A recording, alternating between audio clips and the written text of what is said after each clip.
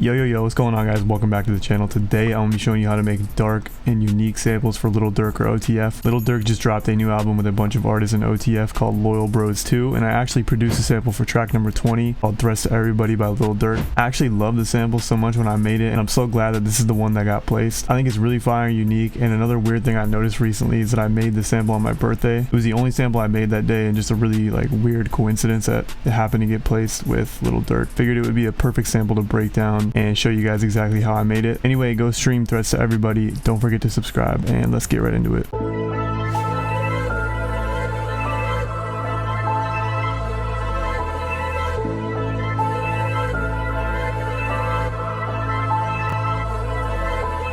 First thing that I started with on the sample was the starter that I got sent by Tayko.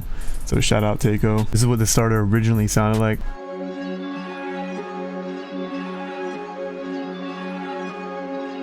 Already really fire, but what I did is I brought it in and I pitched it up a whole octave. So I went here, I made sure to put it to stretch, and then what I did is I took it, and it was originally like this. What I did is I took it and I just basically made it sped it up, and then as you can see right here, I have a part where it's half-timed and a part where it's not half-timed, and then I added some effects to it. So like I said, the halftime shaper box, an EQ, and then another shaper box to pan it back and forth.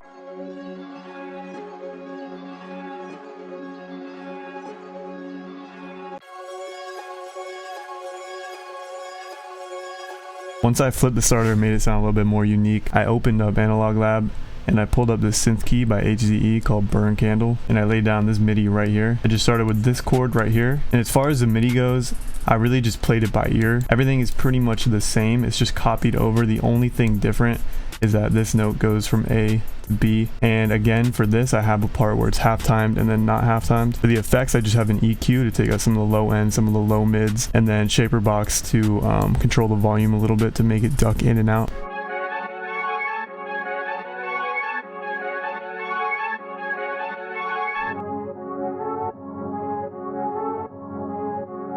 Next thing I added was a piano. I just opened up Labs. This is a free VST, really good, a lot of quality sounds, and I just pulled up this soft piano right here, and I laid down this really simple MIDI. And again, like I say in a lot of my tutorials, going back and forth between these half notes can really make the sample or the melody sound a lot darker. And again, like I always say, your MIDIs do not have to be complicated. As long as they fit and your sound selection is on point and your effects are on point, it's gonna sound good. You don't need a crazy MIDI. For the effects on this, I just took out a lot of the high end and a lot of the low end, and then I added RC20 for some vinyl effect, and then I added some reverb on it.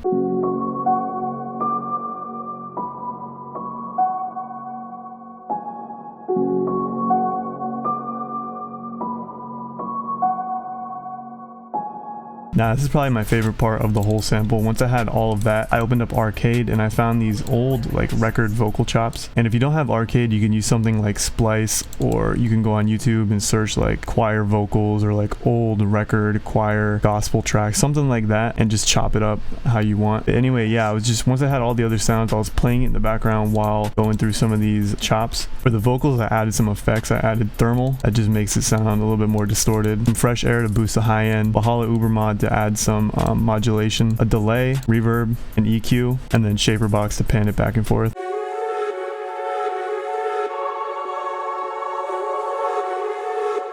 Once I had all the sounds, I just added a bass to it, so I used this one-shot bass, and I just followed the root note all the way down until the end of the first 4 bars right here.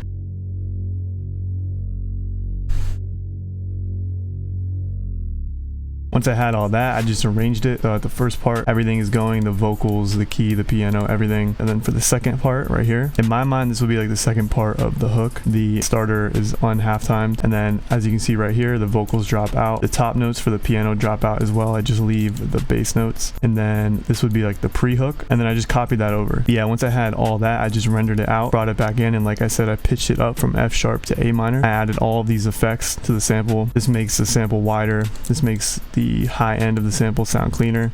Compressor just makes the sample sound better. Of course, it's not loading. Dude 2 just takes out some of the unwanted frequencies. Always add an EQ to take out the low end and make room for the bass. But yeah, that was it for this sample. Like I said, really weird that I made the sample on my birthday. It was the only sample I made that day, and I really liked the sample when I finished it. It was one of my favorite samples, so really hyped that it got placed. Don't forget to subscribe, and I'll see you guys in the next video.